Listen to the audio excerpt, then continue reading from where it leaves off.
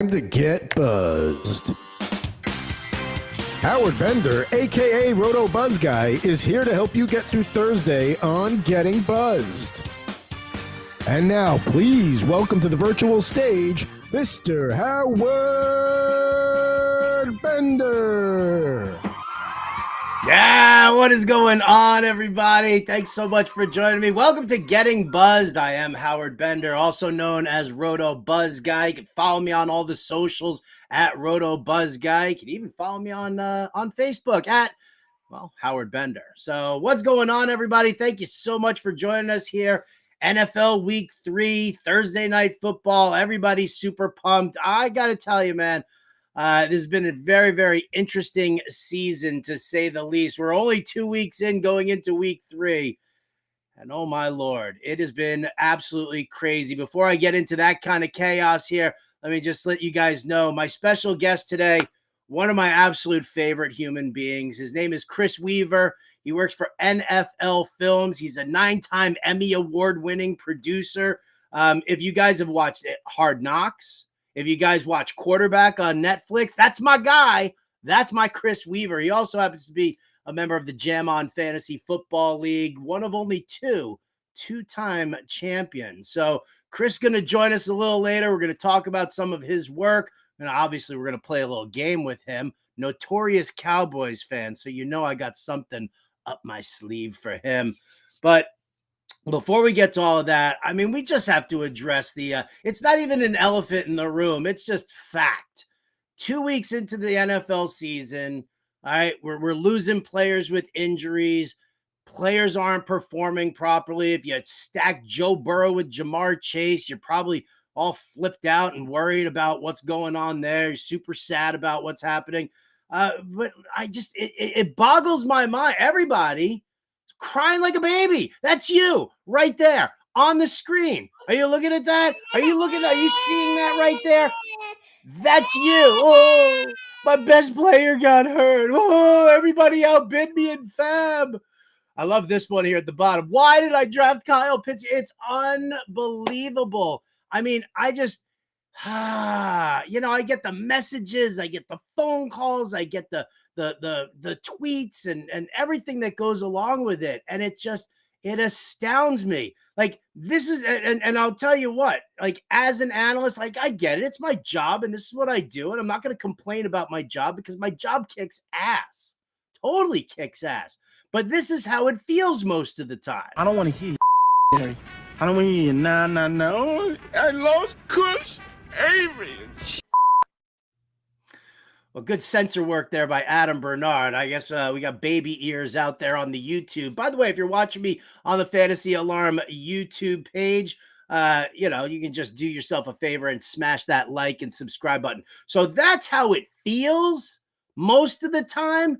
But this is how I'm starting to feel about it right now. I don't know what to do. I don't know what to do. You can act like a man! What's the matter with you? Is this how you turn down a Hollywood Pinocchio that cries like a woman?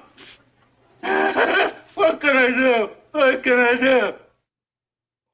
Right? I mean, that's what it feels like when somebody's coming to me. Oh, every tweet, every message. I lost this guy. I lost that guy. I lost this guy. Like, come on, people. We do this every year. Do you think that there's a NFL season that goes by without an injury? No, it doesn't. So, I mean, come on, man. Come on. Like, just put your big boy pants on. Put your big girl pants on. Whatever it is, your big person pants on. Do yourself a favor. Like, I get that there's a competitive nature in most people.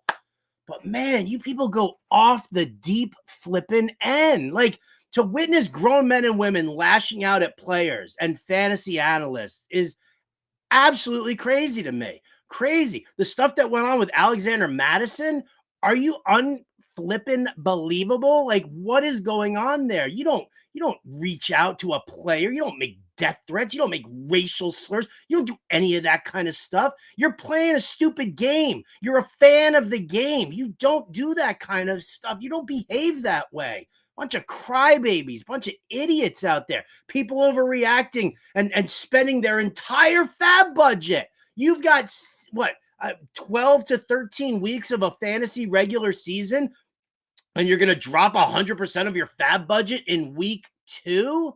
Like, no, that's not how you do it. You got to hold something back. People overreacting, rage dropping quality players. Why? Why? Like, give it a second, for crying out loud. Think about it. T. Higgins did nothing in week 1. Drake London did nothing in week 1. Oh, go. Both guys ended up in the end zone in week 2. And people are just rage dropping like a bunch of morons. People overreacting, making bad panic trades. Have you guys not learned? It's buy low, sell high. Google it if you need to understand what the concept is. But now people are like, oh, they're selling low on players. They're like, oh, you know what? Do you think I should trade Joe Burrow? Do you think I should trade Jamar Chase? No. Are you going to get full value of it? No, of course you're not. It's unreal. It's just, to me, it's absolutely unreal. And I feel for you guys. I do. I feel for all of you, because I wish you could just kind of look at it in just a more focused, happier sort of a way, right? You look at it and you say, all right, I lost Nick Chubb. I got to go after Jerome Ford. Got to use a healthy amount of fab to get him. But you know what? I'm not giving up on the season. I don't care if you start 0-2. I've started seasons 0-4. And I've still come out and made the playoffs and won championships. You guys have any idea? 7-6 likely makes the playoffs. That's all you're looking for. This pipe dream of an undefeated season? No. Is there something in your league rules that says you get a bigger payout if you go undefeated, wire to wire? No. I doubt it. You either win the championship or you go home. Okay. And it doesn't matter if you've taken losses. I've won championships going into the playoffs, at 8-5, 7-6, and just marching my way through, because the early games, you can overcome this. Players need to get into a groove. Nobody plays during the preseason, and that's a huge, huge problem. And so the first couple of weeks, you've got teams that are kind of still working out the kinks. Players are still learning verbiage. Who was it that I just saw? Somebody just said that they were going to change the verbiage at the line. I think it was in Denver, where they were going to change the verbiage at the line of scrimmage to simplify it more. Like, players still aren't getting it. We will get into a groove. It's only been 2 games. I know 12 weeks flies by just like that. I can't believe we're sitting in week 3 right now.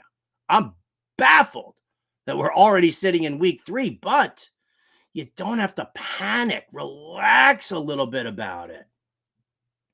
All that being said, if there is a God, he, she obviously hates me.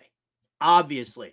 The struggles of a sports fan and a fantasy sports player, a la Howard Bender, because there is apparently some, mystical universal hit list, and it's going after all my guys. I don't understand why the universe is picking on me.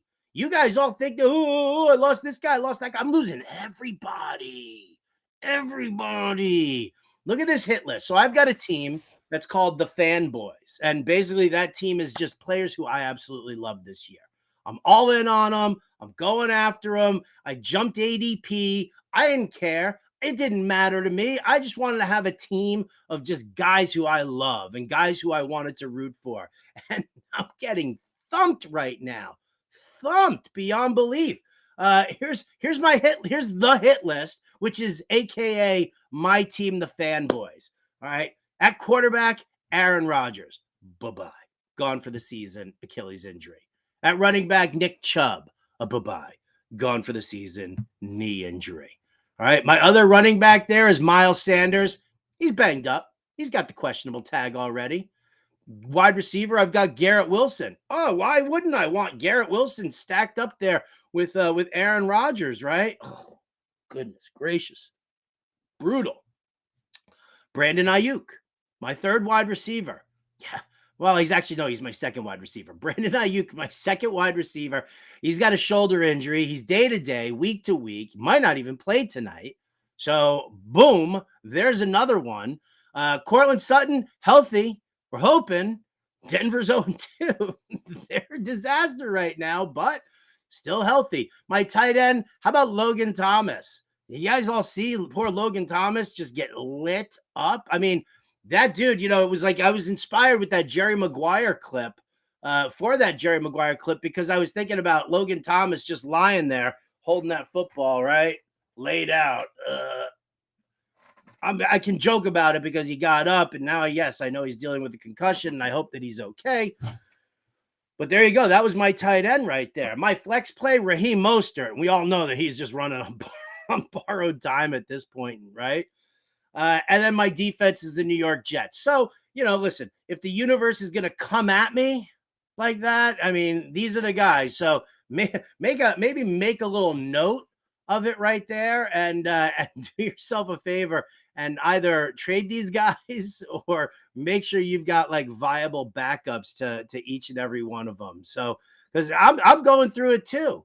So for you guys out there, you're dealing with the injuries, you're sitting at 0-2, get yourself some tissues, dry your eyes, do yourself a favor.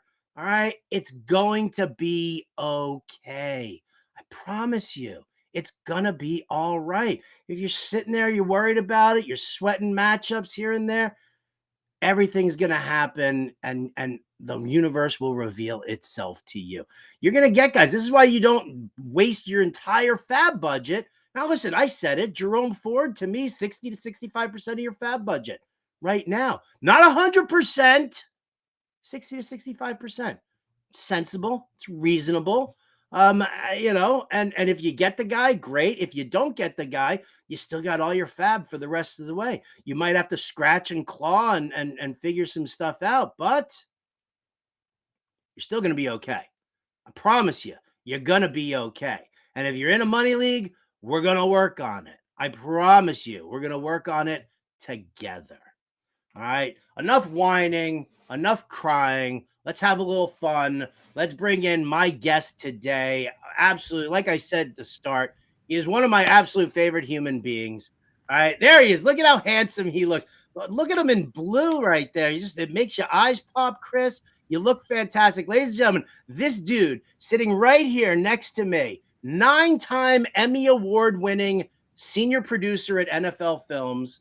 All right. If you've watched Hard Knocks, if you've watched Quarterback on Netflix, that's your guy. This guy right here. He does it all. He also happens to be, and here's the resume patter, the 2-time Jam On Fantasy Football champion, shared the championship last year, was one of the first guys to win the league, I think dating all the way back to its inception. So please, by all means, put it together.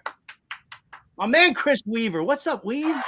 How are you, sir? Good to hear from you. Good to have me. I appreciate you having me on. That's a heck of an intro. I hope I live up to your intro there. I'm pretty sure that you will, because I mean, listen, dude, you're first and foremost great guy. We've hung out. We went to I think you and I and your friend Dean. We ended up at a New Year's show together for Phish. How's Dean doing, by the way? The great Dean Vetsikas. He's doing well. I actually saw him last week. One of my very good friends, one of the human beings that I love. He's doing well, and yeah, that's right. We did that was a late night show actually with Dean that you're referring to, but that was a great time. Yeah, always a great time, no doubt about it. Anytime we're at a Phish show together, it's always a great time. Can't go wrong. So, Chris, tell the public here, give the rundown here. How did it all start for you? I mean, you went to college for television, radio production, everything like that. Give us the rundown here, how you landed at NFL Films, because I got to tell you, man, the resume is extensive, and chef's kiss, brother. Chef's kiss. So I studied film and minored in English at SMU in Dallas. And which is, not an easy career path to dive right into. But a colleague of mine, a fellow student of mine, was an intern at NFL Films right before, he graduated the year before I did. And I grew up watching NFL Films, loved it. People say, oh, you got a dream job. But the truth is, growing up, I never would have even dreamed of getting the gig or being able to work here. But this guy, Joe, was an intern when I was still in school. And somebody said, you should reach out to Joe about what he's doing at NFL Films. I said, wait a minute, he's in NFL Films? I got to do that. Reached out, and the short version is I got an internship. So right as I was graduating, I got an internship, approved for an internship in NFL Films for the next fall. And I actually did the gap between graduating and the football season, I interned for the Dallas Cowboys. I was very lucky that they had their own television department, which is unusual. Back then, is that how it happened? I need to know. So anybody out there who knows that the world curses me by surrounding me with Dallas Cowboys fans, is that how it happened, or were you a Cowboys fan beforehand? No, I grew up down there. I grew up in Mesquite, Texas, and went to SMU in Dallas. So I grew up a Cowboys fan and enjoying all the local teams. So again, going to work for the Cowboys as a graduate right out of school was sort of a dream gig. But then I rolled that right into this company at NFL Films as an intern, and then just sort of kept latching on where I could and doing what I could to stay in the building. And I got like the bottom rung job. It's the logging department. We have a group of people that are literally just logging footage every single day. Like that's their job, is identifying good shots and logging them and cataloging them. We have our own proprietary archiving system that they feed this into. So I was a logger and an archive type job for, I guess, a season. And then, I'm a big believer timing is everything. And it was in this case for me too. They started the NFL Network like the next year. And so they did, I wouldn't call it mass hiring, but they hired as many people as I've ever seen them hire at once. And they needed producers to produce content for this new network. And so I guess lucky is the word you would use, and got a little lucky that was starting up. And so it gave me a place to get my foot, a little farther in the door. And then, I've been here for the last I think it's my 21st season now. All right. So when you first started with them, production work that you were doing for them, because when I first met you, you had already done the Russell Wilson Phish whole crossover thing. You had already done that. So at the start of your time at NFL Films, what kind of stuff were you working on? Are you old enough to remember Alcoa Presents Fantastic Finishes? Absolutely. And I remember the IBM you make the call, like those sort of things. And we did produce those, by the way. NFL Films did those. So I do remember that. But early on, like I said, I started as a logger. My first production gig, it was really just helping people find things, or, it was a lot of production assistance. So not really doing a lot of in-depth storytelling, but more just helping others do it and learning through osmosis. And I will say this, they sort of throw you into the fire at NFL Films. And I mean that in a good way. Like they think, just throw somebody out on a shoot, let them see it, let them learn. If they come back with a disaster, we'll adjust and help coach them into getting it right. So over time, you start editing a little bit here and there for shows where it's just short form. Like we only need a minute package here, or for this show for Inside the NFL, you can do a 2-minute package with using sound and sort of beefing up your element, the palette of elements you have. And then over time, it just, you learn and you learn and you learn, and then sort of have like a couple breakthrough films or moments that you're like, okay, I think I really know where I'm going with this, and kind of start developing your own style and just learning how to be a storyteller. I mean, that's the fundamental job. If people say, what is your job there? It's like, I'm a storyteller. That's what I tell people. I'm a filmmaker, but I'm still a storyteller. And I think it's almost like you have to be able to write. Like we always tell people that you can't do it without writing, because if you can't write that story, then how are you going to be able to make it into a cohesive film, So it's a storytelling, it's writing, and it's filmmaking all rolled into one. But fundamentally, we're storytellers here. It's a fantastic way to put it. It really is. And you know what? And that shows in the work. It really does. Before we just dive in a little deeper to the work. So you grow up in Texas, you go to college at SMU. Where did the jam band love come from? Because I don't really feel like Texas. Texas is doesn't seem like the hotbed of jam band love. So how did that happen? I'm trying to remember the very first sort of jammy thing I saw, and it might have been a Phish show. Like I liked music a lot my whole life. Growing up, was a huge music fan from as early as I can remember. And I sort of started seeing a few bands. Like the first concert I can remember, I was about 14, 15. I saw Henry Rollins, right? And that is not jam band, right? No. And so I'm trying, and I love the band The Toadies. They were Dallas based, and they were kind of big in the mid 90s. And so they were a little harder to catch. They didn't play a ton of shows. I sort of fell in love with them. And then I guess it was my freshman year of college. So we're talking 98, 99. It was 99. I went with some buddies, or I had started hearing Phish around school in college and with buddies in the dorm room and stuff. And they're like, hey, come see a show. And I didn't really know what a Phish show was about back then. So I guess it really started with Phish, but then it was very quick after that. After that, I was like the Disco Biscuits. I saw them, like maybe their first ever show in Dallas.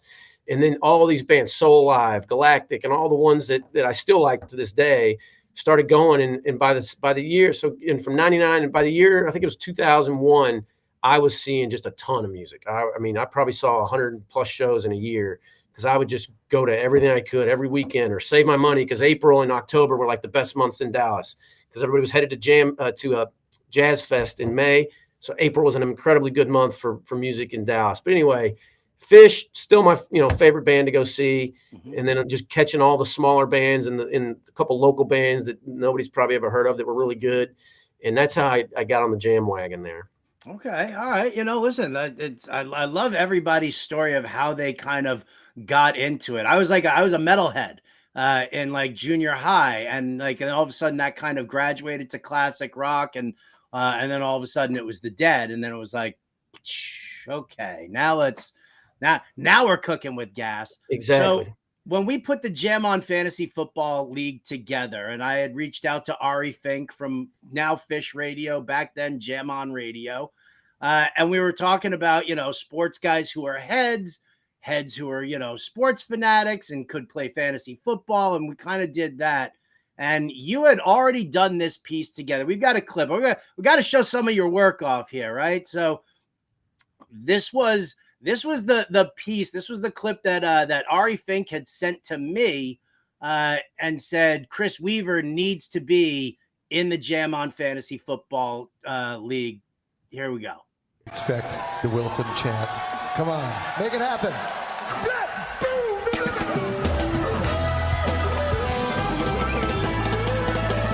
We started getting emails saying, hey, have you guys seen this latest video of Phish? And they had a request to the fans about incorporating the song Wilson here at our actual stadium at CenturyLink. And they sent us a bunch of notes. I'm talking a number of fans did. And we started to say, what's going on here?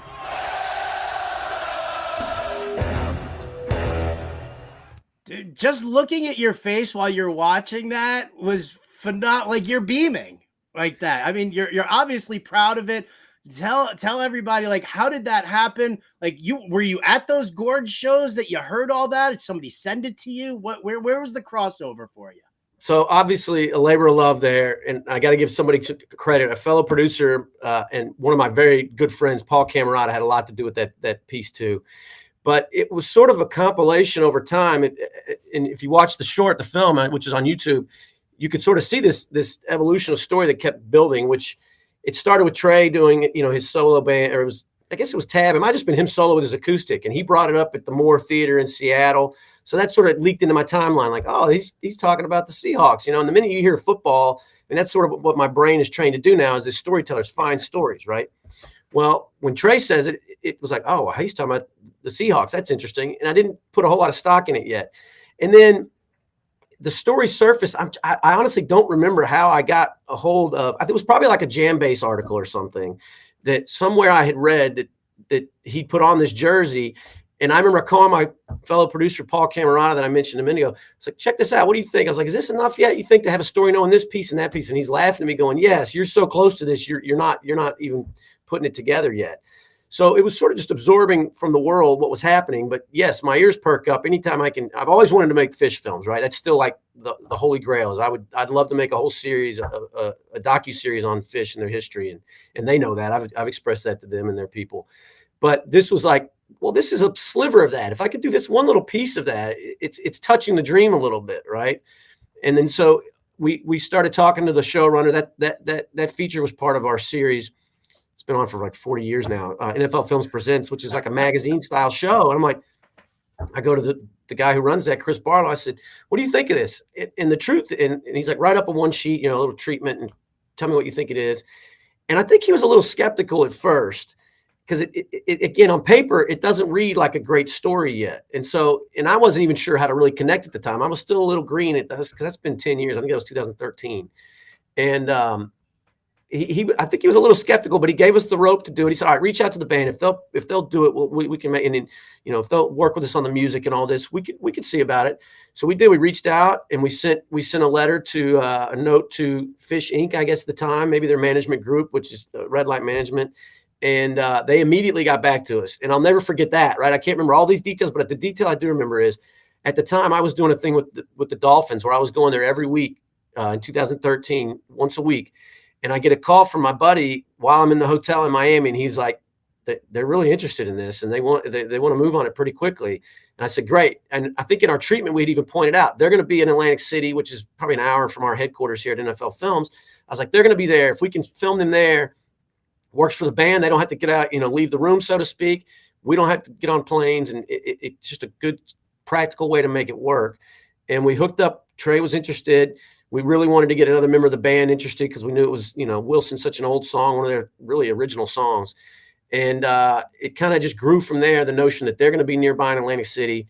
And we connected with the band, and it came together pretty quickly in a major way. And it was, it's one of my favorite things I've ever done. And it's gained traction in my life like this. Like we're doing this today, we wouldn't be talking, right? If it wasn't for that film, and it wasn't for Ari calling you and then the league. And again, timing is everything, right? And this is another example of that. Timing is absolutely everything. No doubt about it. It's what I can't even tell you how many times I've actually watched it. I actually met online. I was at a show at the Gorge and I met the girl, or her and her husband, who actually, she was the one who threw the Wilson shirt up there that Trey was like, hey, threw it on.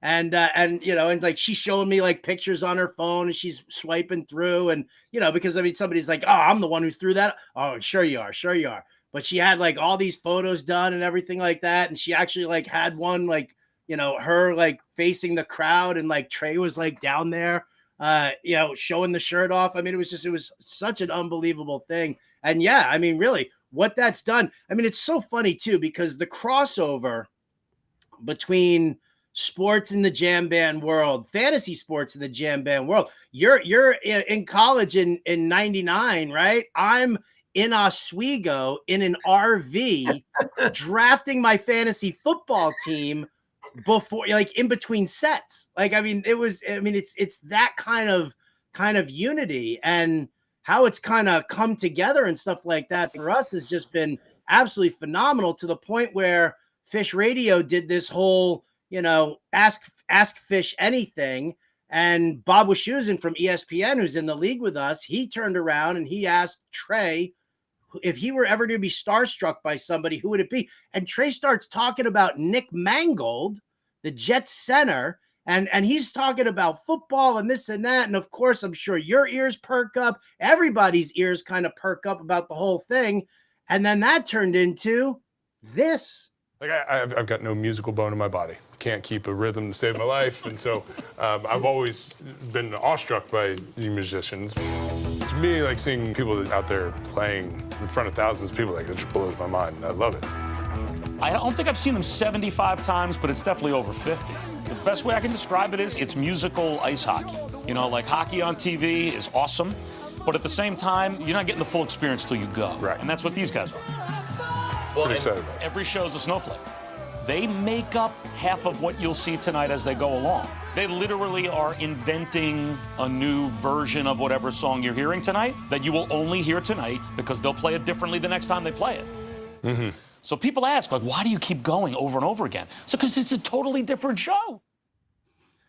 Bob Wischusen, Nick Mangold. Great Bob Wischusen. You got to preface it with the great Bob Wischusen. Great Bob Wischusen. All right, I'll happily throw that label out there as well. The great Bob Wischusen. So that was totally fun, and that kind of crossover. I mean, again, did you just when you heard that on air, did you just latch onto this and say, time for another story to tell?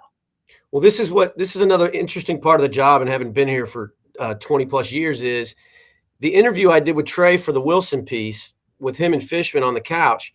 He evoked Nick Mangold back then, and how, my favorite player is Nick Mangold. And of course, again, my ears immediately, it's sitting in the interview, I'm like, how does Nick Mangold become your favorite player? So I started asking him about that, knowing that our piece about Wilson doesn't have anything to do with that. But I've got him in the chair. I want to find out more. How does a center become his favorite player? So that one had kind of been in the back of my head for a very, very long time. But again, it was missing enough elements to feel like a story in a movie. Then, right, Ari Fink and Bob Wischusen do the Phish Radio bit. And then it's like, all right, we have something here. And now I go back to the same showrunner. And this was last year, to 2022, I guess. Almost 10 years later, I go to the same showrunner that I had to convince to do the Wilson piece, the NFL Films Presents showrunner. This time I've got a little more equity with him, right? And he's like, all right, the band wants to do it. I got a little more trust from him. Let's try this. Let's do it. And then that one was special because I did want to work with Bob, keep Bob involved in the piece. I wanted to keep Ari Fink from Phish Radio involved in the piece. And so that one was almost more fun in some ways because it was this sort of collaboration. And Nick Mangold is a super good guy and was really interested. He had never seen the band and he wanted to see him. And it was like, this is a really neat way for me to see him. And then Trey, I think, was genuinely starstruck and interested in meeting him. So again, we reach out to the band and it's an immediate, this is something we know Trey is going to want to do, and then same deal. We've already got the logistics hammered out. He's going to be at Madison Square Garden and was probably a couple months out, knowing that he was going to be there for New Year's Eve. It was like, well, we could probably get him together. Well, then New Year's Eve got kicked into April, so he actually postponed it. But it was like, logistically, it made it work. The band was into it, or at least Trey was into it. Bob Wischusen was obviously into it, Fink into it. So that was another one where, yes, the ears perked up, but more experience and more past elements leapt into my brain immediately. And that certainly made the piece a lot better. Did you stay for the whales? I stayed for the whales. That was actually the night before. So that's the other beauty of these pieces, right? Like I planned to be there for a couple nights anyway. It's like, well, now I get to actually go and, on their dime, so to speak. But I've spent plenty of my dimes on Phish over the years. So them giving me the passes for a couple shows didn't break their bank, let's say. I didn't think they would. Come on. All right. So, dude, I mean, just the trajectory, everything that you had going on. And now here you go.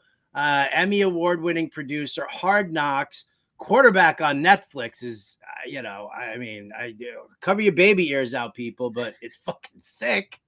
I mean, dude, the work is phenomenal. Tell me about, working on these projects right now. Cause I mean, these are huge. Hard Knocks is huge. Quarterback is massive.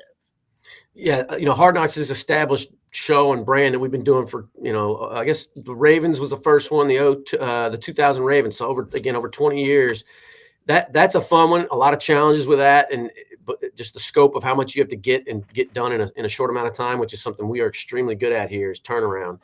And then quarterback, again, that's sort of the other end of the spectrum. It's brand new. It's a new client. We've been trying to do something with Netflix for years and couldn't quite find the right project.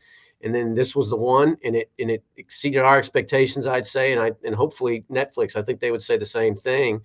And I just finished. I'm working on this. We're doing a Barry Sanders documentary for Amazon right now. Barry just tweeted about that. It comes out the Tuesday before Thanksgiving on Amazon. So again, he's right in my sweet spot. I was, grew up in the 80s, 90s and watching Barry Sanders play. And, and I think I either tweeted this or put it on some social media this morning, that nobody has better action footage in a vault than Barry Sanders. So it's just a treat to get to do something on a guy so well from growing up with and watching him play. So that's a new project. But on the other end of the spectrum, again, I just finished a Jim Brown documentary that's going to be on MGM Plus. And it's just a totally opposite. And you got this guy from the 50s, 60s. I did quarterback, just months ago on guys that are happening now. So it's one of the really cool parts about working here is the history, the current, all of it coming together. Music, it's a very open, wide net of what we can do with storytelling and sports. So very, very fortunate, very lucky to have the gig. And it just, I still love it every day coming in here. Yeah, I mean, how could you not, dude? I've been to the Football Hall of Fame twice. They do the Fantasy Football Expo in Canton every year, and we do a bunch of the stuff over there at the stadium over there, and you go through, and I just walk through there, and you're right. I mean, it's just history from start to finish, and just there's just so much to dive into. So, all right. So we've got a Jim Brown doc coming out on MGM Plus. We've got a Barry Sanders doc coming out on Amazon Prime. If you could, and I mean, listen, this is absolutely, I mean, I'm not going to thumb my nose at Jim Brown or Barry Sanders, but I'm sure that you've got a couple of names on your hit list that you would love to kind of do some docs on. Who's on your bucket list right now? A guy might be a little bit of a surprise. I hate to give away too much, but I really have for years now. I'm trying to think. I wrote a treatment for a guy. It's probably been 10 years. We also do the series of Football Life, which is like a 1-hour doc on one player, right? Jared Allen. I think Jared Allen, the pass rusher from Kansas City and the Vikings, just because he's an outstanding character, a hell of a football player. I mean, sort of an underrated pass rusher, at least by my measure. and just an incredibly good character that we did stuff with the Chiefs when he was we did Hard Knocks on the Chiefs many years ago, and he was on the team, and he was a great character then. But I love him as a character. He's sort of a layup, and he went into like rodeo. He's like a legitimate cowboy, and that was sort of like the thing I wrote. And I don't know if you remember when he retired, all he did was have like a cell phone video of him, and he had like he looked like a cowboy, had a cowboy hat on, and he just like walked off into the sunset. And that's when I was like, I want to write a treatment that this guy is a true cowboy, and it sort of begins with him being growing up with hunting and dressing deers with his grandfather, and it ended with him walking off into the sunset like a cowboy. It seemed fully formed just before I could even get. It was one of those things. There's times when like people, artists will say this, like some songs that just pour out of you. It was like I went home and I wrote it right then, and I loved it immediately. And we haven't quite got the exact way to get it so that people want to buy it, want to watch it. But Jared Allen is very high on that list. It's most of the stuff I end up doing is with Cowboys, because I've been a Cowboys fan my whole life, and I've got a good relationship with the team and done a lot of work and know their history really well. But he's one of the non-Cowboys that I'd really like to dive into and do a film on.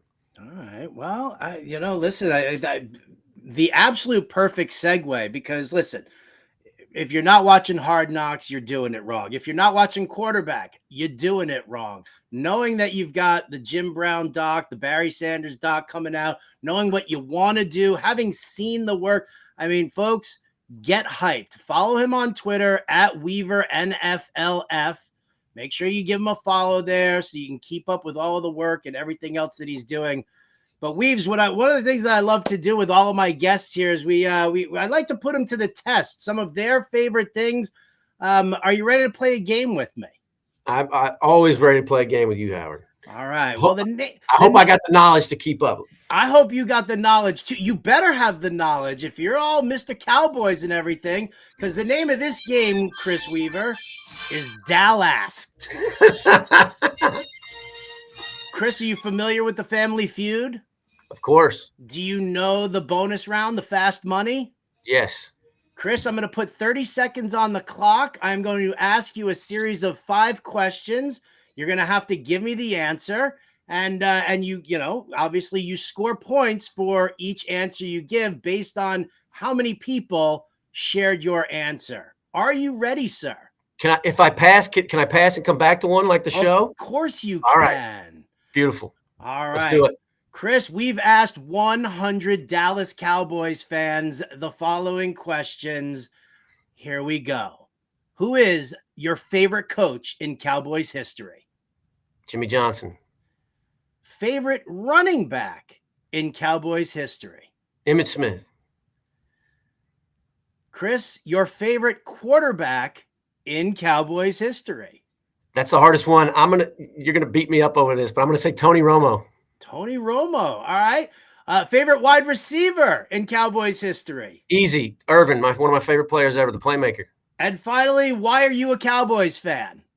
Because they're America's team. All right. Because they're America's team. All right. My illustrious producer, Adam Bernard, is going to tabulate all of your answers right now so that we can share with everybody all of the different points that you got. Now, I will say this. The rules say, these are the rules that are laid out by my producer, and you as a producer yourself, Chris, know that we always abide by what the producer says, correct? You better, yeah. You have to get 250 points to win this contest. Okay. All right. I'll tell you what the prize is if you come close to the 250. Right? My voice from above, are we ready? Just a second. Just a second. All right. I love your Dallasked logo, by the way. That's very brilliant. Did your producer put that? Yeah. Adam Bernard is the master of all things production here on the Getting Buzz show. He also happens to be a Sad Sack Jets fan like I am as well. So, listen, it's I don't even understand. Yeah, that Dallas Jets game, dude, by the way, was one of the most horrendous things. And I appreciate you staying really out of that group chat. That group text that we have going, just ribbing us, because that was like, I equated it to watching a nature documentary where like a buzzard is just kind of like picking at the carcass, and that carcass is like not dead yet, and it's just lying there. It's like, and it's like field goal. Like, I mean, it was horrible. It was horrendous, and it was an absolute nightmare. I loved you guys too much to pick on you, and I know the scab is still open on that one with Rodgers. Yes, the scab is way still open. All right, we have our answers. So here we go. Let's score it out for you. You said your favorite coach in Cowboys history, you said Jimmy Johnson. Survey says 41. Not bad. Not bad. Not bad. Not bad at all. I'm under the average, though. I need a big hit here on the next one. All right. Your favorite running back in Cowboys history, you said Emmitt Smith. Survey says 58. That's the number one answer right there. 58. Okay. Emmitt Smith. Surprised the points aren't higher, though. Yeah. Well, what are you going to do, man? We only asked 100 Cowboys fans. You got Dorsett. It's a good. They got a good lineage there. Dorsett comes in number 2 at 29. Right. Moose Johnston. Oh, I was going to say who's 3. Okay. Moose Johnston was number 3 there. My wife tried to vote for Moose Johnston because she's crushing on him. She thinks he's a beautiful human being and a beautiful man, but her vote didn't count. Your favorite quarterback in Cowboys history, you said Tony Romo. Oh, 13 points, Weaves. I know. I went with my heart instead of what the survey says there. Number 1 answer, Troy Aikman. Yeah, I should have gone Aikman. Yeah, you probably should have. Went with my heart. Hey, Romo, listen, I just want to say this about Romo while I got a second. Sure. He really helped turn them around. They were getting so bad for a while there, and they had no quarterbacks. And when he came in and made the impact when he did, that's why I love him like I did. All right. Listen, I'm not going to begrudge it. I hate them all. So, I mean, what are you going to do? For you. Here's a little bit of trivia. Did you know that Roger Staubach was supposed to be the first player ever shown on instant replay? And there was a tech issue at the stadium, and so they had to divert it. So instead of showing Staubach at Navy, right? Correct. He played Navy, Heisman and Navy. They went to the Army game, and C. Roland Stitchway, the quarterback for Army at that point. That is new to me. I like shown that. On instant replay. I'm writing that down. See, there you go. I could see you not writing it down. I am. I'm kidding. Favorite wide receiver in Cowboys history, you went with Michael Irvin. Survey says 34. Number 1 answer. Number 1. Wow. So we got like Pearson and probably CD making the list. Pearson is number 2 at 21. Bullet Bob Hayes at 20. And then Dez, another favorite player of mine. Dez Love wide comes in receivers. at number 18. Number 18. Have you seen that picture on social media of me and Dez sitting there hanging out? Oh, yeah. I think I told you. It's 2 of my favorite humans ever. I'm a big love Dez. Love Dez. And you know how I feel about you. I'd kiss you if I was in the room with you. Final question here. Why are you a Cowboys fan? You said because you're America's team. I didn't get the trophy or the award. You did not come through here. Number 1 answer is I'm a front runner. Oh, man. Well, yeah. Haha. Well, then why are you a Jets fan, right? Because I'm sad and pathetic, and all those Yankees championships that I enjoyed in the 70s, late 70s, they all came back to haunt me the rest of the way. Well, I'm sorry, Chris, we can't give you your prize, which was an all-expense-paid trip in a time machine back to the mid-90s, where you would have been whisked away to an old Cowboys version of the White House, where you got one night of partying with Troy, Emmett, and Bill Bates. So super sorry about that, man. Super sorry. Maybe next time. Maybe Dallasked part 2, you know. Dallasked part 2. You know it's coming. Well, Weaves, I want to say thank you so much for joining me, man. I know you're a busy guy. I know you got lots to do. My audience is going to love on you absolutely so much. I hope you get 1 million followers on Twitter now after this, and I can't wait for the work to come out, man. I'm really excited. Do we have drop dates again? I'm sorry for yes. the Jim Brown doc and for Emmett's and for the Barry Sanders. Barry Yes. Sanders. October 21st on MGM Plus is the Jim Brown doc. It's part of the NFL Icon series. This is our 3rd season with working with them on that series. I've done one on Emmett. I've done one on Marcus Allen and one on Troy Aikman in the past. But this time, Jim Brown.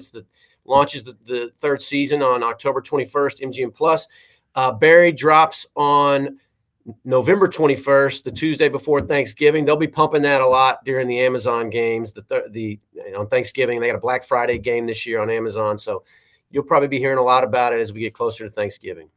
Let me know when that Curtis Martin documentary is getting ready to drop, because throw something or do something on the. What about the Sack Exchange? Do something on the Sack Exchange. 2 things I'll say on the way out. Curtis Martin, great story. We did a long feature on him about several years ago, about a 30-minute piece on him on NFL Films Presents, the show I keep mentioning. And Sack Exchange, I can't say too much, except you might be onto something there, Howard. Ooh. Get excited, Jets fans, about something. Get you something to get excited about. All right. You don't need to do the needless swipe out the door. Come on, man. Love you, Howard. Thanks for having me on, man. I appreciate it. Thank you so much, Chris. Love you too, brother. I'll catch you in New York for the Phish shows over New Year's, buddy. I'll be there. I'll see you, buddy. All right. There you go. Chris Weaver, everybody. NFL Films. Give him a follow at Weaver NFLF. Make sure you give him a follow. Some great work there. Again, if you're a fan of Quarterback on Netflix, if you're a fan of Hard Knocks, this dude does it all, man, and it's just some phenomenal work. And if you guys are a jam band people and this is the first you're hearing of some of this stuff, crossover stuff with Phish, go to YouTube. Just search, just do like a little search for Phish Wilson NFL Films, and then you can do Phish Nick Mangold NFL Films, and you'll be able to see the full production of all of that. So absolutely fantastic. Love Chris Weaver. Get more of him into your life as well. All right, so now here we go. Oh, he's like typing thank you in the chat to me. I'm just gonna give him like a love you right now, all right? Because I love that dude. I really do. Such a great guy. That's the type of person you want to be hanging out with at a game. That's the type of person you want to be hanging out with at a show, right? Here you go. We need to have a talk. We really need to have a talk, because fighting in the stands, stop it. It's literally one of the dumbest and worst things that you could see at a sporting event. Just some drunk asshole who just starts a fight with somebody. You're watching a game. You're rooting for teams. You're not even playing. Who gives a shit what your fandom is like? I'm a huge diehard Jets fan. I could go to any game, Miami, New England. I don't need to argue with somebody. I don't need to get into a fight with somebody. I'm there to watch the game. I'm not there for anything else. We just had the death of a Patriots fan this past weekend. Just ridiculously sad. Ridiculously sad. No, it's just, there's nothing anybody can say to me at all. Nothing that's going to get me so riled up to the point where I'm going to want to fight and sit there and fight at a game. It's stupid. And the people who do it are morons. Just stay away from them. Walk away. Do anything you can to avoid those people. And if you are one of those people, if you're sitting here and you're watching this show and you're like, oh, yeah, whatever, nobody talks shit about my team, blah, blah, blah. You know what? Up yours. Get out. Don't need you. Don't want you. I mean, no sports rivalry is worth a fight. None. Like we saw a Giants fan, a San Francisco Giants fan, hospitalized after getting sucker punched down in LA because Dodger fans and Giants fans can't seem to get along. You guys remember the old Suns in 4 guy? Now listen, okay, fine. There he is in the bottom corner. Dude, kind of an ass or whatever, and whatnot. But if you watch that entire video, that idiot that was above him tried to sucker punch him, pretended like he was leaving, and then threw it down, threw a punch at him. And this dude ended up grabbing the guy and just drilled him, held him. And was just like, I'm gonna mess up your boy. And boom, boom. And why? Because that drunk idiot wanted to throw a sucker punch and try and do it. This is just, this is pathetic. Absolutely pathetic. I'm seeing comments here in the private chat. Adam Bernard, get in here, man. You've been through this. You've dealt with this kind of nonsense before. Hey, everybody. Ah, Hey there. the crowd loves you, dude. Crowd loves you. I never get that kind of applause. You got to give but them what they okay. want, Howard. Got to give them what they want. Talk to me your experience with this too, because I mean, you and I had this conversation. I mean, it's just what a disaster. So I've been on both sides of this. So I moved to the Northern California about 7 years ago. First time the Jets played the Raiders, of course I went. And we all know the reputation of Raider fans and the black hole and all that. And like people are like, you're wearing your Jets jersey to the Raider game. I'm like, I'll be fine. Because you know what happens when some drunk guy goes, oh, the Jets suck. I'm like, yeah, I know they do. Thanks for reminding. Like, it's all about how you handle it. If you joke around and you go back and forth with people, they're going to let you go. Like, they're going to realize, like, all right, fine, this guy's not into it. He's not a bad guy. It's all about how you handle it. You have to be the one to not let it escalate. Yeah. Now, I've been on the other side of that as well. I'm a former Rangers season ticket holder. It was like it was a late October game. Pittsburgh's killing them. Rangers rally in the third period, tied with like a minute to go. And the guy behind me was a Penguins fan that was just being loud and obnoxious all night. The section is occasionally like telling him to shut up and all that. Rangers tied the game. He takes his jersey off and he starts whipping it like that. The sleeve gets me in the back of the neck like somebody was snapping a towel. And I turn around to him and I looked at his buddy and I said, get him out of here now before something happens. And he's like, yep, we're out. And kudos to that guy for recognizing that if I went after him, you're going to have a whole section after him. So that's the other thing too. Like, you got to control how you behave. But if you know how your buddy or your friend or whoever, if they're getting out of hand, it's on you to be like, hey man, let's be careful here. Let's not do something stupid. Stupidity is what it all comes down to. I mean, you know, I don't want to I don't want to harp on this too much, but I mean, it's, you know, I mean, think about it. Think about how many times you've seen footage of that happening, and you see, you know, fathers with kids, mothers with kids, like in that section, in that area. Like, what are you doing? Like, it just learn to hold your liquor, learn to hold your temper, and don't be an asshole. I mean, that's, you know, I don't know how to punctuate it any more than that. Do you? I mean, the consequences, okay, like whatever last call is at whatever sport you like, they're going to start going earlier. Like, okay, it's after the third quarter. Well, guess what? Now it's going to be at halftime. If people, you know, that's going to be the path. People aren't going to be happy about it. But if we can't have nice things, we're not going to have nice things. Yeah.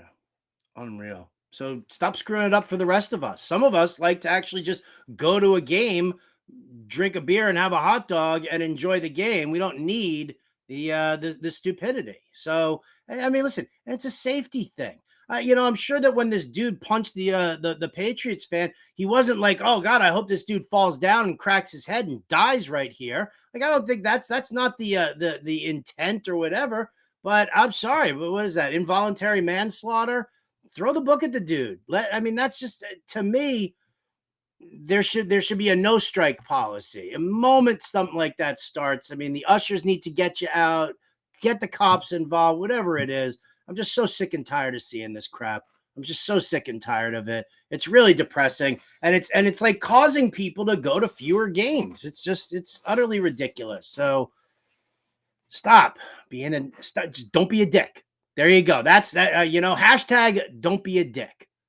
And there you go.